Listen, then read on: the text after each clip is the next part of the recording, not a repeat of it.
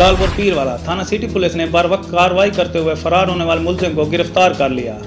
2 दिन कबल थाना सिटी जलालपुर पीरवाला पुलिस के अहलकार 32 मोटरसाइकिल डकैतियों और दीगर कई जराइम का नामजद मुलजिम खतरनाक डकैत अदनान बलोच को शनाख्त परेड के लिए मुल्तान लेकर जा रहे थे कि भावलपुर बाईपास के करीब मुलजिम अदनान कांस्टेबल से हथकड़ी छुड़ाकर भाग निकला, जिस पर एएसपी जलालपुर पीरवाला मोहम्मद आसिफ रजा ने मुलजिम की गिरफ्तारी के लिए छापामार टीमें तश्कील दी।